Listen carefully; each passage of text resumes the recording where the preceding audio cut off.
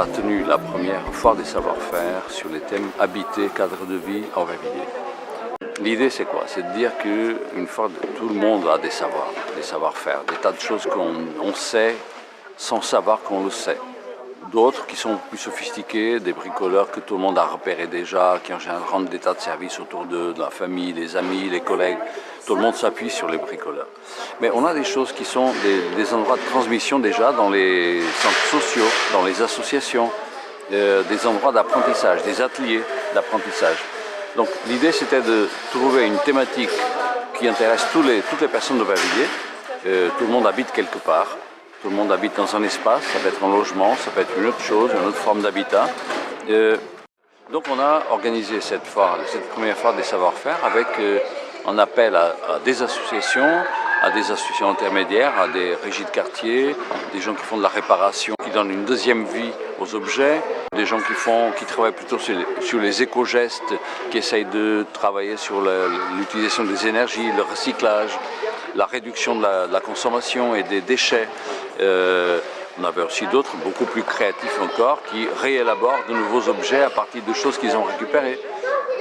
Voilà, on avait une diversité assez grande de thématiques, de savoirs.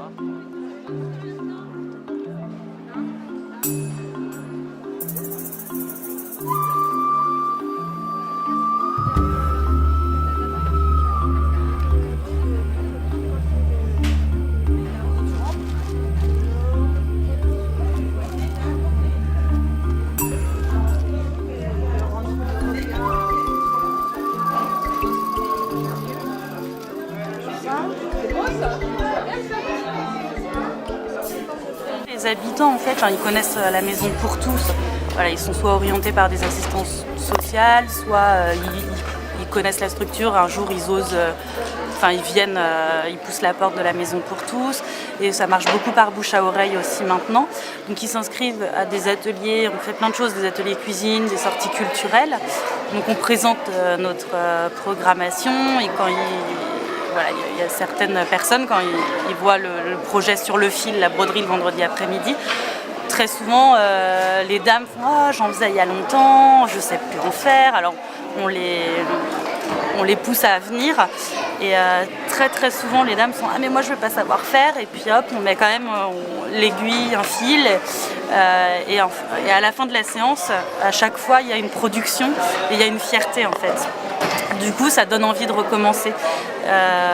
Donc voilà, ça c'est pour des femmes des personnes qui ne savent pas forcément broder ou qui n'ont pas confiance en elles, mais qui progressent énormément et du coup, ça valorise vraiment les personnes.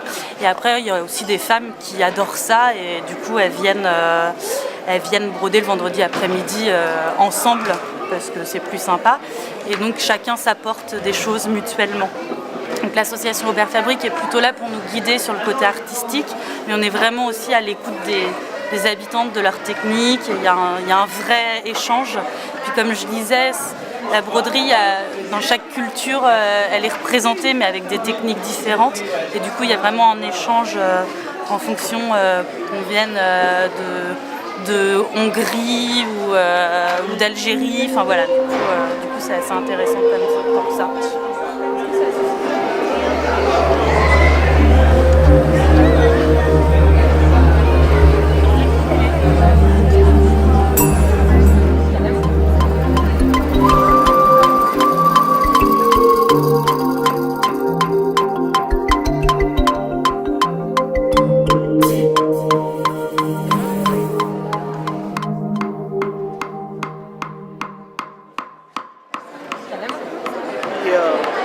Oui, le tapage.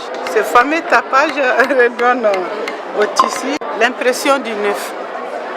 Et nous, les Africains, c'est beaucoup sollicité. Que ce soit teinté ou non, ça passe par l'amidonnage. L'amidon, ça c'est l'amidon du manioc.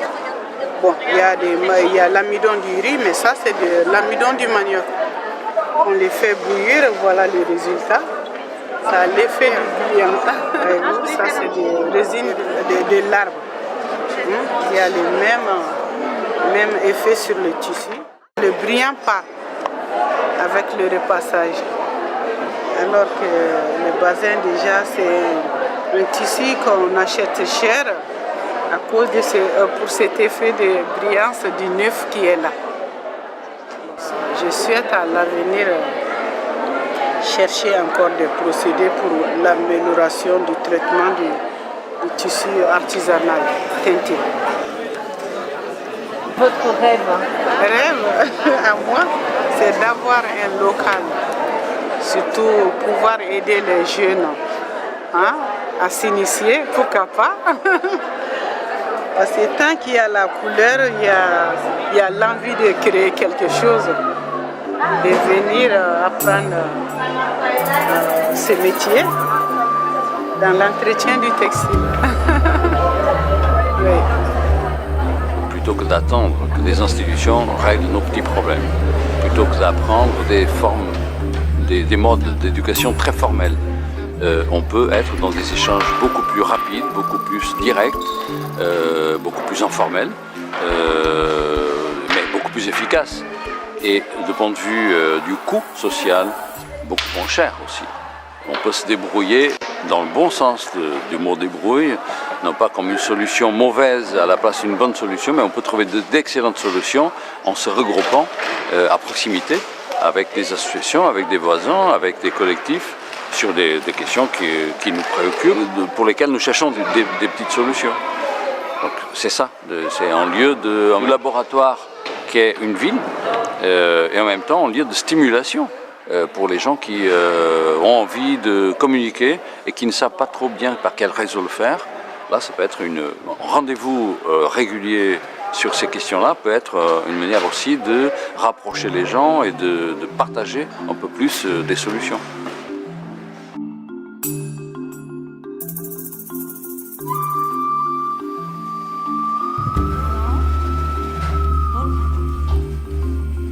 Et donc je vais plus loin parce que faut avoir du tissu dans les deux sens, d'accord? Voilà, il faut aller comme ça. Voilà, tu peux le découper là.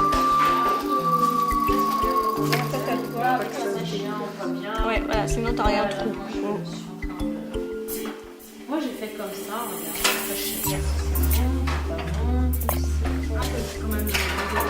Je suis passée par l'école d'art plastique pendant de nombreuses années. Après, je fais de la couture, de la broderie, de l'aquarelle, de la peinture, enfin tout. Moi, j'aime tout.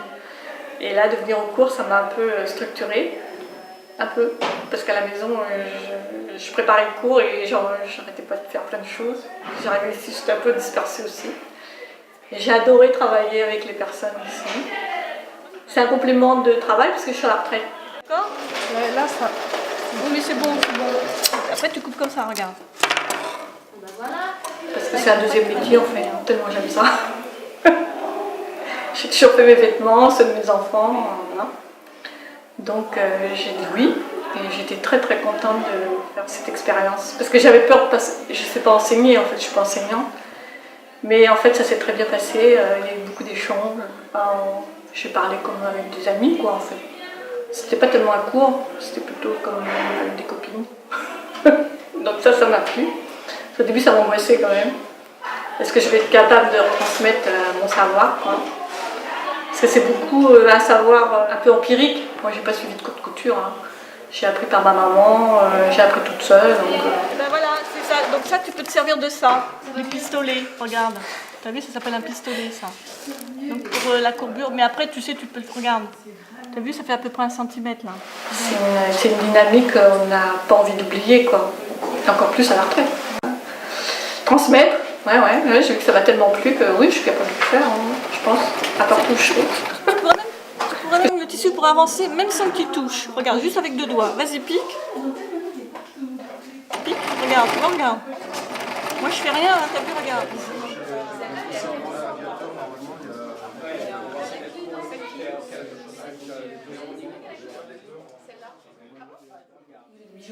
Je suis bijoutier professionnel. J'arrive pas à faire tout. C'est mon père qui m'a appris ce métier. Bon, mon père aussi, son père qui l'a appris ce métier. Et donc, comme un métier traditionnel.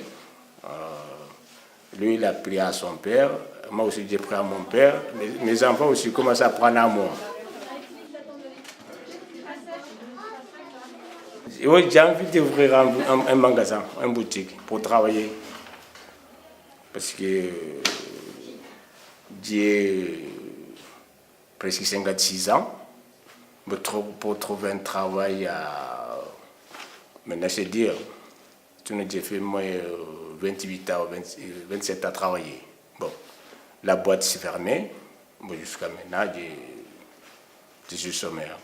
Bon, je vais faire mon métier. Mais maintenant, j'ai envie d'ouvrir une boutique pour voir les enfants des autres aussi. J'ai envie de prendre, la porte est ouverte. La porte est ouverte pour tout le monde.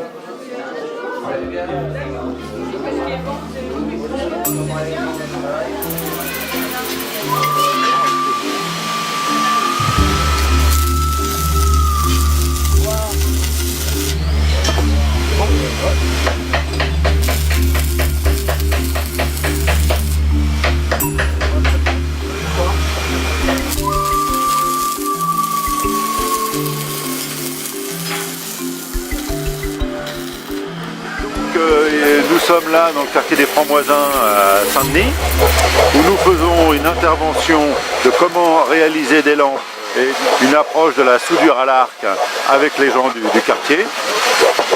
Qui sommes-nous? Nous sommes une association, Initiative Solidaire, donc chantier d'insertion basé à Aubervilliers. Et on nous a demandé donc de participer à la foire des savoirs, ce qu'on a fait donc avec plaisir. Et là, les gens, donc il y a 6 personnes donc du quartier, que j'ai découvert il y a 1 heure, donc à qui on montre la soudure, enfin les différents, disons, une approche du métal. Et sur 2 jours, sur 2 fois 3 heures, ils vont apprendre à réaliser à partir de déchets métalliques, de faire une lampe. Et ces gens, ces 6 personnes sont encadrées par 3 personnes de notre atelier en insertion. Donc Joël, Hamza et Eric.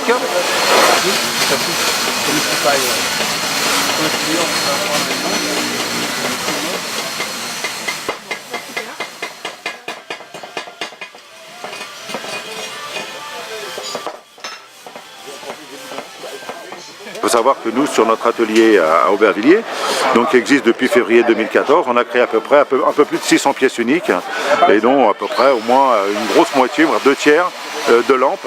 Et Hamza voilà, vraiment un savoir-faire, il a une poésie sur les lampes, donc chacun a sa spécificité. Voilà, donc oui, il y a des gens, là les gens qui sont là, on va dire les 3 encadrants, que je vous citais tout à l'heure, effectivement, ils ont un vrai savoir-faire. Les pièces qu'ils créent, signées bien sûr IS, donc Initiative Solidaire, en 2015, mais c'est aussi signé de leur nom. C'est-à-dire qu'on grave dessus leur nom, le nom du créateur et leur nom à eux. Et ça, c'est extrêmement valorisant aussi pour eux, quoi. Ça, pour nous, c'est indispensable. C'est comme toutes les expositions que nous faisons, ils sont présents. C'est pour nous, ils étaient au Palais Diana la semaine dernière, il y avait 1500 personnes, mais on veut qu'ils soient là. Là, c'est important, c'est eux qu'on met en avant. Il est hors de question qu'on fasse une exposition ou qu'on soit en représentation quelque part sans qu'ils soient là. Voilà, donc ça, c'est pour nous, c'est extrêmement important.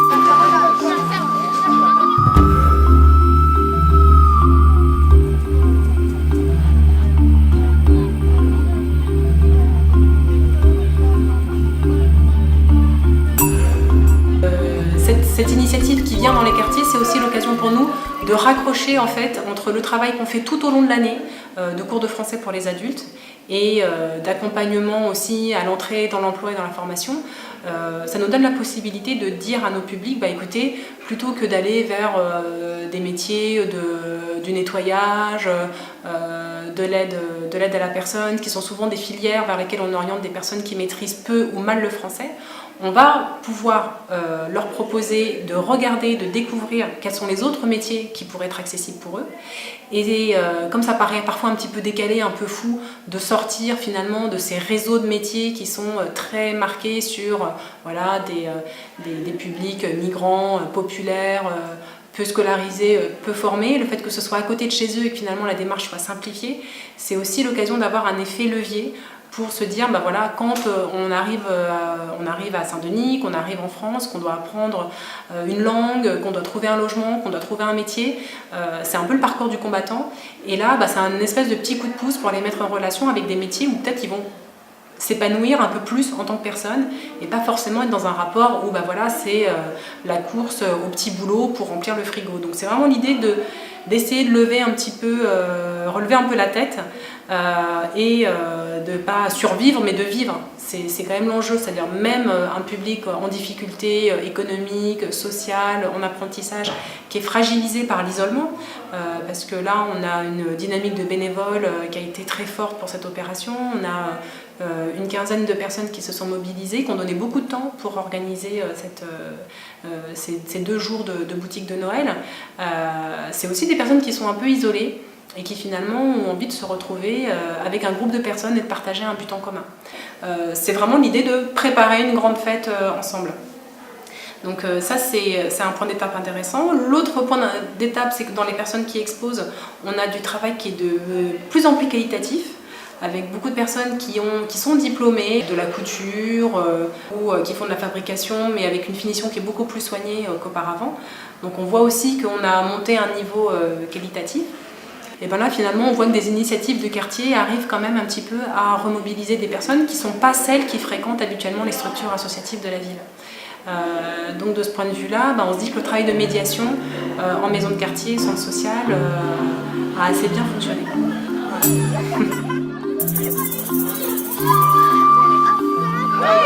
Nous allons procéder à l'élection de la plus belle lampe.